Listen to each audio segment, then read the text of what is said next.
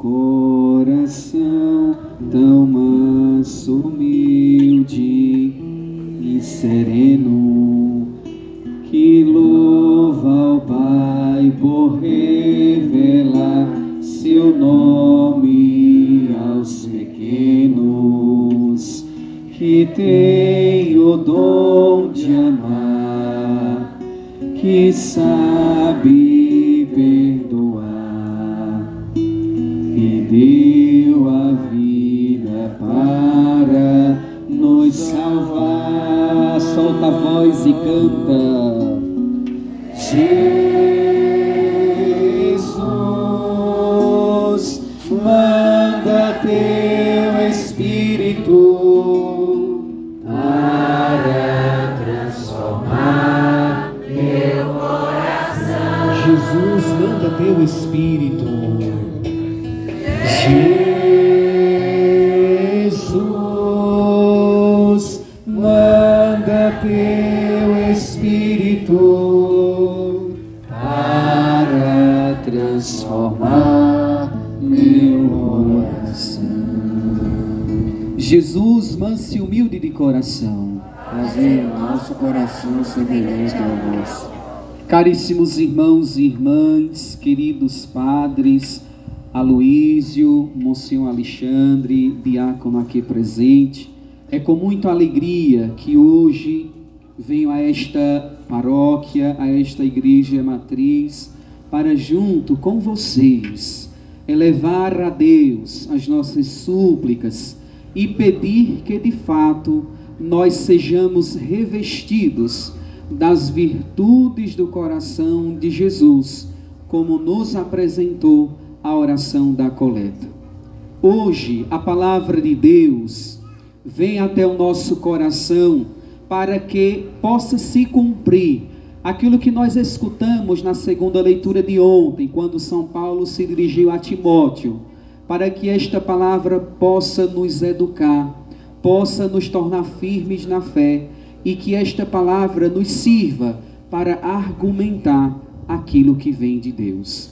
Por isso, olhando para a liturgia da palavra de hoje, tendo como centro o Evangelho, onde Jesus se dirige àquela pessoa que lhe faz não uma pergunta, mas que lhe dá uma ordem: Senhor, Mestre, pede a meu irmão que reparta a herança comigo.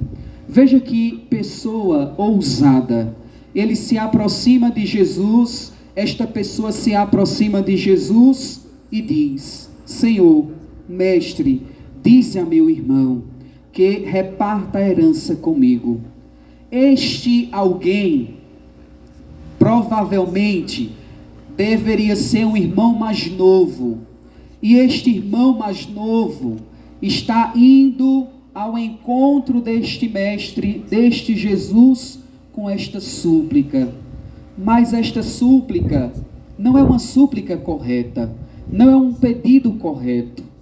Quando nas nossas orações nós nos aproximamos de Deus, nós não nos aproximamos dele para ordenar que ele faça alguma coisa por nós, mas nós nos aproximamos de Deus para que, se for da sua vontade, ele realize na nossa vida o que nós pedimos. Mas olhando para a primeira leitura, antes de aprofundar um pouco no Evangelho de hoje, São Paulo apresenta para nós aquilo que é contrário na vida deste homem que se aproximou de Jesus. Enquanto este homem estava indo à procura dos bens materiais, São Paulo, na primeira leitura, nos apresentou um grande personagem do Antigo Testamento, que depositou a sua fé em Deus, depositou a sua vida em Deus. Veja que bonito como a liturgia da palavra, nos apresentando a Sagrada Escritura, mostra para nós alguns personagens, e destes nós devemos trazer para a nossa vida aqueles que fazem a vontade do Pai. Por isso, São Paulo, quando escreve aos Romanos, São Paulo tem a finalidade, o objetivo de dizer à comunidade de Roma que o que salva, que o que dá a verdadeira salvação não são as obras, mas a fé em Cristo Jesus. No mês de setembro, a igreja nos propôs como leitura, como estudo, a carta de São Paulo aos Romanos. E acredito que muitos de nós nos debruçamos nesta leitura bonita e profunda. Aqui no capítulo 4, mais uma vez, Paulo apresenta este grande personagem como exemplo de fé. E quando Paulo faz isto, ele nos faz recordar aquelas passagens do livro do Gênesis, onde o autor sagrado apresenta para nós que o que justificou Abraão foi a fé dele no seu Deus. Lá no capítulo 14, a primeira vez que Abraão professa a sua fé em Deus, é tão bonita esta passagem do livro do Gênesis. Deus, o Senhor, conduz Abraão para fora. Para fora de quê? Para fora de si mesmo. Deus é aquele que nos conduz e nos leva a fazer uma experiência com Ele. E nós somos convidados, assim como Abraão, a ter a verdadeira fé neste Deus, que prometeu a Abraão a terra. E Abraão ficou preocupado. Mas eu vou ter uma terra. E quem é que vai tomar conta desta terra, se a minha esposa é estéril, se eu sou idoso? E lá Deus vai mostrando a Abraão. Deus promete a terra, mas Deus também promete a descendência. E essa descendência não é de uma escrava, não é de Agar, é de Sara, da qual nasce Isaque. Por isso que a primeira leitura, São Paulo, se dirigindo à comunidade dos romanos, diz: irmãos, diante da promessa divina, Abraão não duvidou por falta de fé, mas revigorou-se na fé e deu glória a Deus, convencido de que Deus tem poder para cumprir o que prometeu. Olha que bonito. O Salmo nos apresentou o cântico de Zacarias. Zacarias, depois de ter passado por aquela experiência, onde sua mulher também idosa não poderia ter filhos, mas Deus visitou Zacarias e disse que a sua esposa ia ficar grávida. E o que aconteceu com Zacarias? Ele duvidou. Depois que duvidou de Deus, Zacarias ficou mudo. Depois que o menino nasce, depois que João nasce, Zacarias, ele louva a Deus e canta o que nós ouvimos no Salmo de hoje. Bendito seja o Senhor Deus de Israel, porque a seu povo visitou e libertou. Fez surgir um poderoso Salvador na casa de Davi, seu servidor. Quem é este poderoso Salvador que Deus fez surgir? É o próprio Jesus Cristo.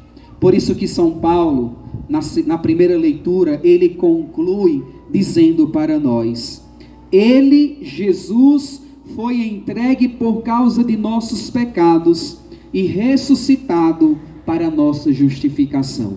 Na carta aos Romanos e na carta aos Gálatas, Paulo vai trabalhar este tema importantíssimo para a nossa vida de fé: a justificação. Paulo, no capítulo 2 da carta aos Gálatas, capítulo 2, versículo 16, Paulo vai dizer que ninguém é justificado por observar a lei de Moisés, mas por crer em Jesus Cristo. Olha que bonito que Paulo está dizendo. Paulo está dizendo, assim como Abraão, ele foi creditado porque acreditou em Deus, também nós, pela fé em Cristo Jesus, somos justificados. Não mais as obras, é tanto que a fé de Abraão, ela está muito antes da aliança que Deus fez com Moisés, no capítulo 19 do livro do Êxodo, quando Deus deu a lei a Moisés.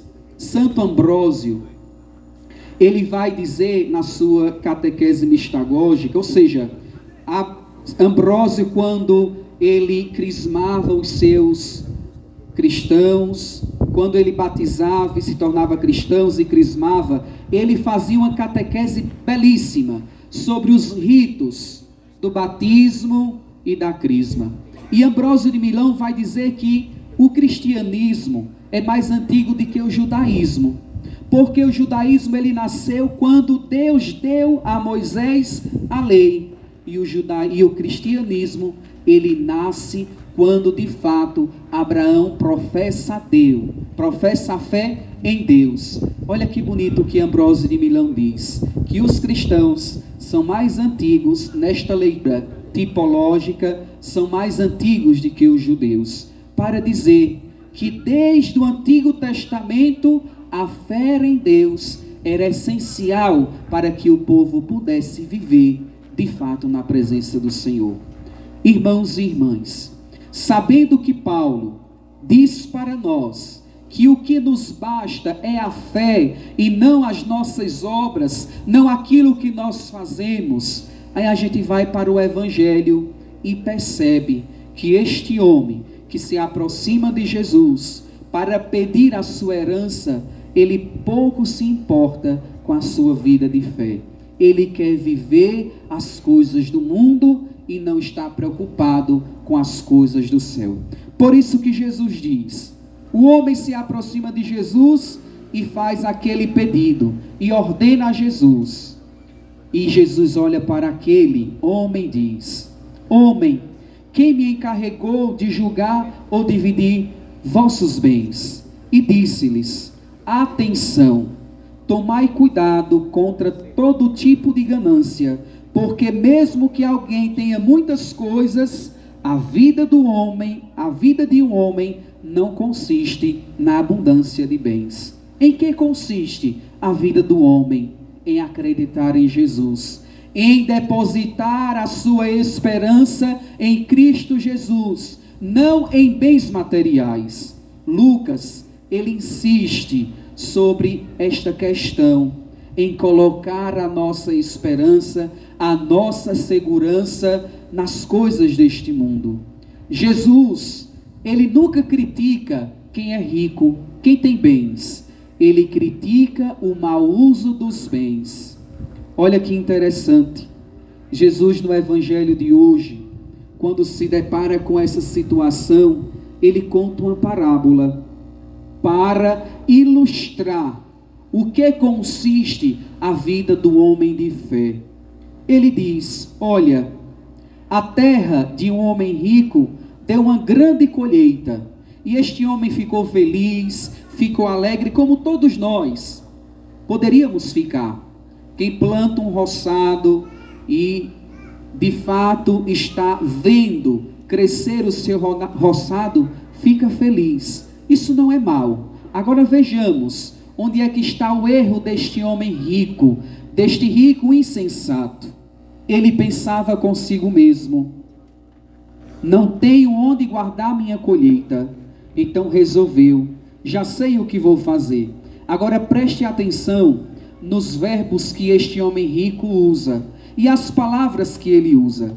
Vou derrubar meus celeiros e construir maiores, neles vou guardar o meu trigo junto com os meus bens. Já dá para perceber que os verbos e os pronomes possessivos usados por este homem rico revelam o seu egoísmo, revela a sua não preocupação com os que necessitam da sua ajuda. Estamos no capítulo 12 de Lucas. Lá no capítulo 11, Jesus havia ensinado a oração do Pai Nosso. E na oração do Pai Nosso, Jesus havia ensinado a gente a pedir a Deus o seguinte: dai-nos o pão de cada dia. E este pedido é para mostrar a confiança de seus filhos em Deus. Mas este homem rico, não confiando em Deus, quis abarcar tudo, guardar tudo, e deixar que os mais necessitados não pudessem usufruir dos seus bens. E olha o que é que ele diz: então poderei dizer a mim mesmo. Olha que Lucas mostra para nós que este homem insensato, ele tem um monólogo, ele conversa com ele mesmo. Olha como é que ele conversa com ele mesmo. Meu caro, ele dizendo dele mesmo: tu tens uma boa reserva para muitos anos. Olha o que Lucas continua dizendo, o que Jesus continua dizendo deste homem. Então ele diz para ele mesmo: descansa, come, bebe, aproveita. Ou seja, este homem insensato, ele quer descansar nos seus próprios bens. Ele quer descansar naquilo que ele tem. E o que é que nós aprendemos celebrando a festa do Sagrado Coração de Jesus? O que é que Jesus diz para nós que estamos cansados, fadigados? Jesus diz: vinde a mim, todos vós que estáis cansados, fadigados, sobrecarregados, e descansem em mim. Não descansar nas coisas deste mundo. Jesus continua e diz: mas Deus lhe disse: louco, ainda nesta noite pedirão de volta a tua vida. Este termo que o evangelista apresenta para nós, louco, poderia ser insensato, imbecil. E o rico insensato nos faz recordar lá o capítulo 7 de Mateus, quando Jesus, concluindo o sermão da montanha, apresenta para nós aquela bela imagem do homem insensato que construiu a sua casa sobre a areia.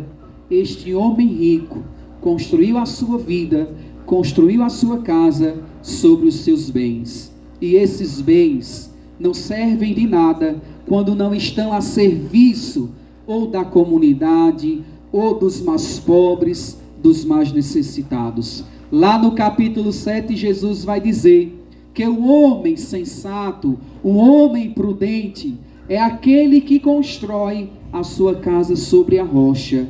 Quem é a rocha? É o próprio Cristo Jesus.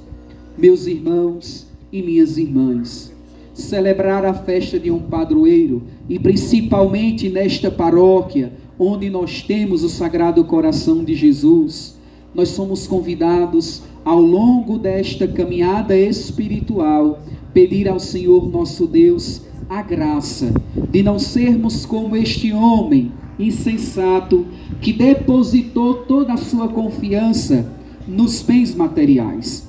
E bens materiais aqui são para falar de todas as coisas que nós colocamos como prioridades na nossa vida e deixamos Deus de lado.